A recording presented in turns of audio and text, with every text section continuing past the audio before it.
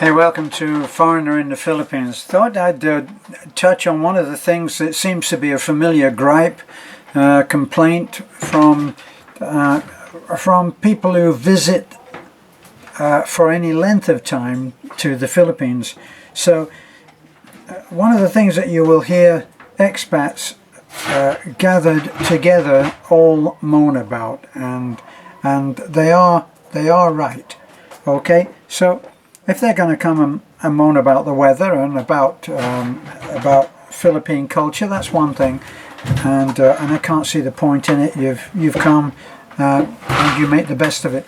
But complaining, not that it does any good, but complaining about, say, the quality of things that you can buy here is a valid complaint, and at the same time it's understandable, because things made for the Philippines are usually of lesser quality. It's sad to say this, but it is true. I bought several things which have broken down fairly quickly. Bought a toaster. Now, I can remember a time in my... well, whenever I bought something like a toaster, would be unbelievably reliable in the West. You'd buy a toaster and you would never think about it again. You probably end up buying one because you didn't like that one, because you liked that fancy chrome plated one that you'd seen. So you'd be buying things and then just exchanging them because you wanted to. But here they break down, and it has the sort of the smack of the 99-cent store, which if you've been to America, you'll be familiar with the 99-cent store. 99-cent store is one where nothing is more than 99 cents. So you can go in there and know exactly how much you're going to spend. Are you going to get anything of any real quality? No. Just about the only thing that I ever found with the 99-cent store was when, if I wanted to go to the movies with my son, I was a single parent in those days with at that time with a 6-year-old, 7-year-old onward up, and I can remember that we'd go into the 99-cent store. We'd get a load of future damage for our teeth for 99 cents, and we'd get a few bags of candy to go to the movies with, and it would cost us, maybe $2 or $3 with 3 pence change. Okay, so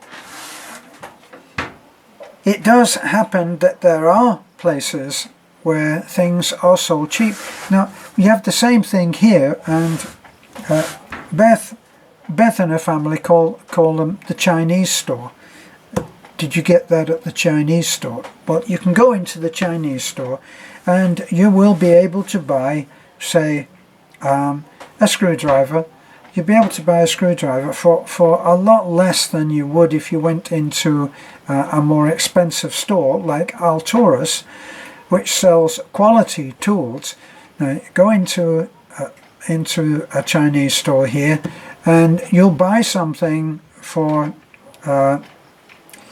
under 100 pesos, probably. That's under $2, which would probably cost you $4 or $5 if you went into the Alturas place of good quality tools.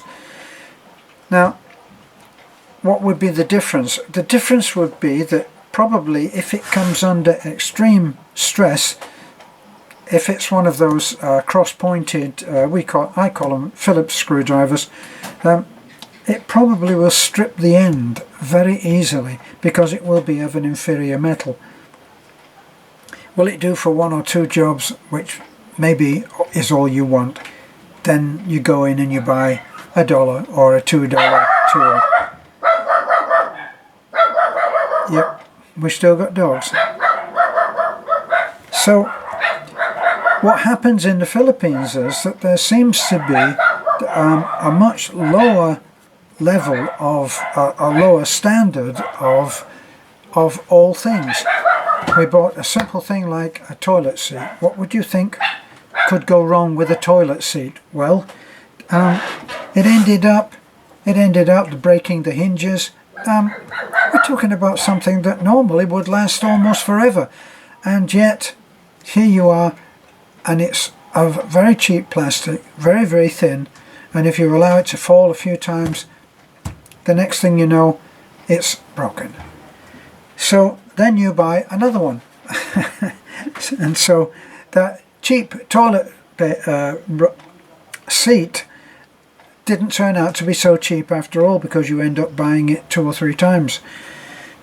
Now, I've actually seen where if you go in and buy a part for your car, for your truck or your car, as I did, I needed to buy a suspension arm. So I bought a suspension arm. Now, it was a bit of a saga.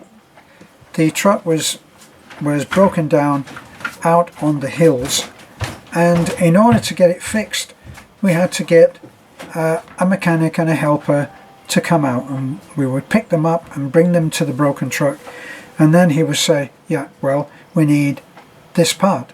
So then I would go and get that part, and the way that it happened at the time is that the part that I bought correctly turned out to be in the wrong bag. So for a suspension arm for a 4-wheel drive is different to a 4x2.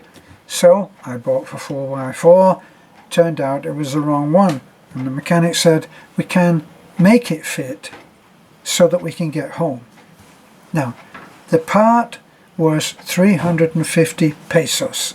That's the actual part itself, an actual suspension arm made in pressed steel with a bushing at both ends. 350. Now, in the event when we tried to fit it, it needed to have another hole drilled because it was the wrong one. The positioning of the holes that were already pre-drilled needed to be done again, so it needed to be changed. So we drove down to the local hardware store and we bought a 1/2-inch steel drill bit. How much? The part was 350. The steel drill bit, 360. Can you imagine it?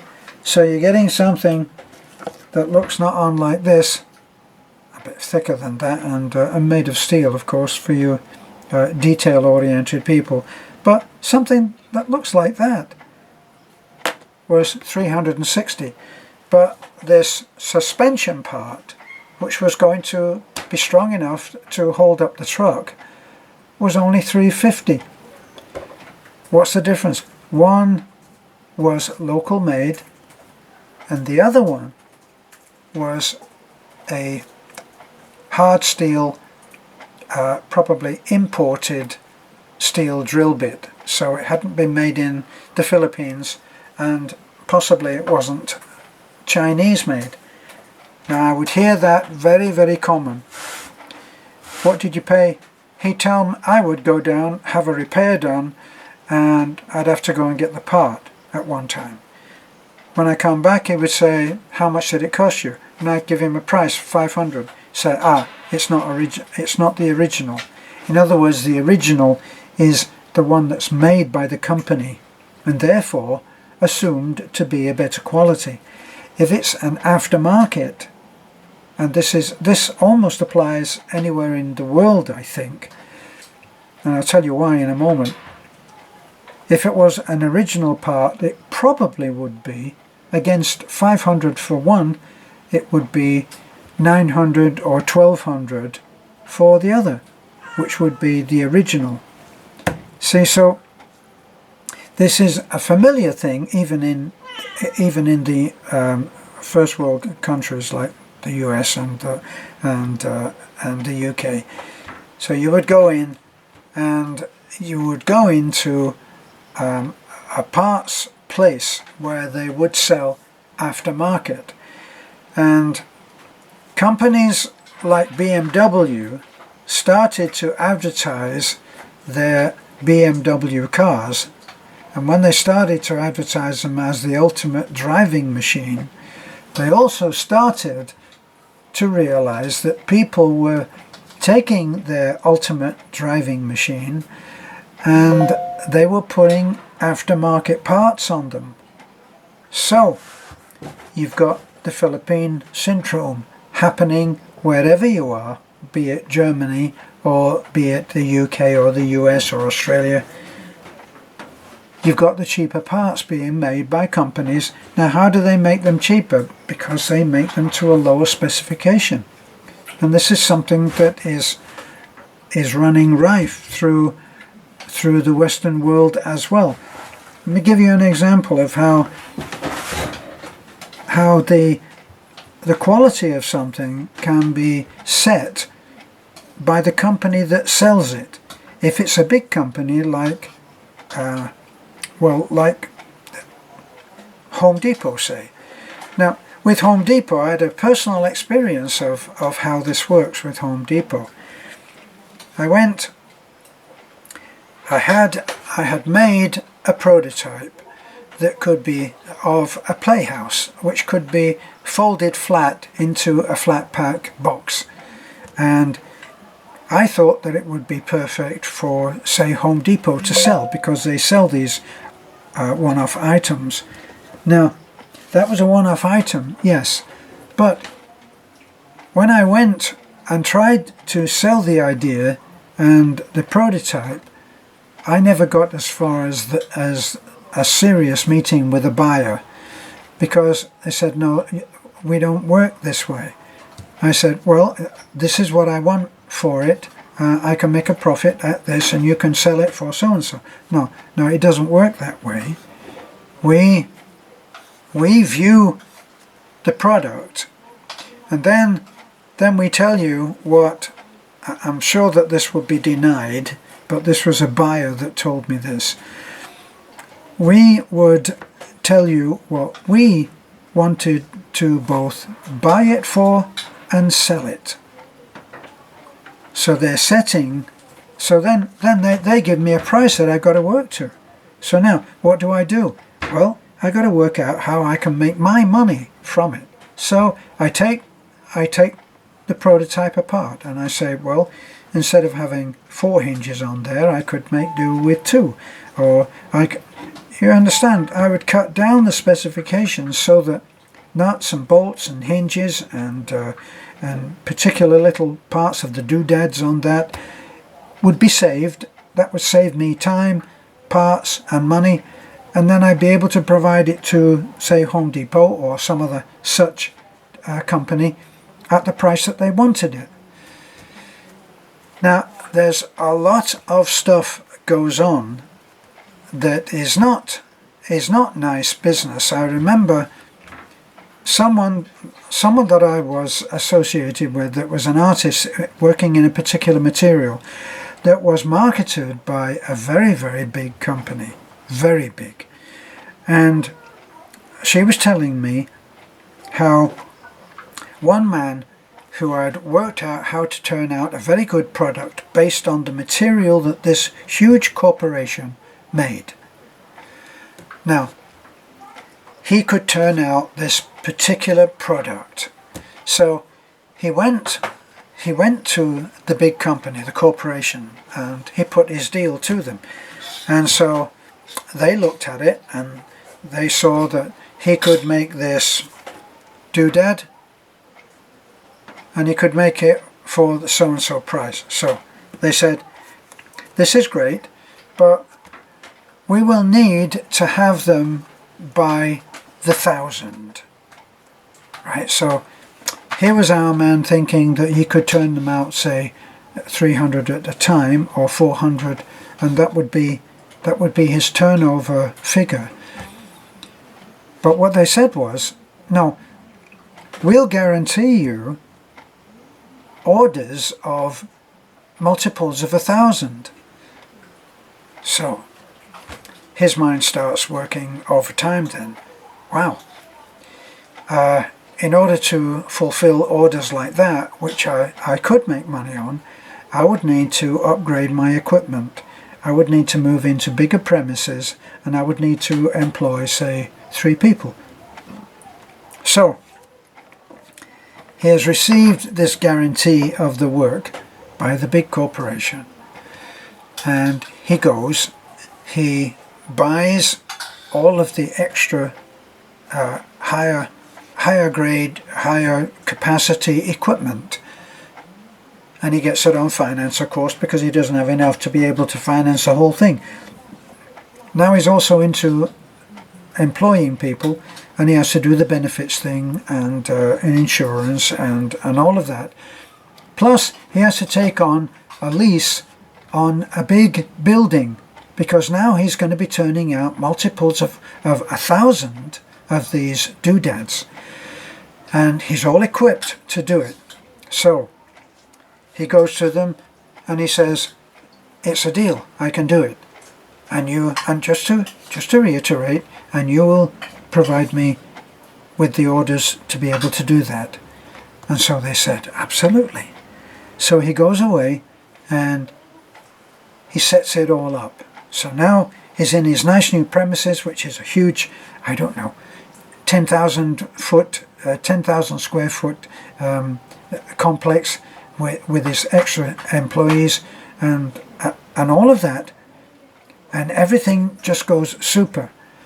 He starts to turn out his thousands of product, and they are very, very happy with the quality. Now, when he's heavily into debt for doing this work for them, they come in and say, now we're very happy with everything that's going, but there's a small change that we're going to have to do.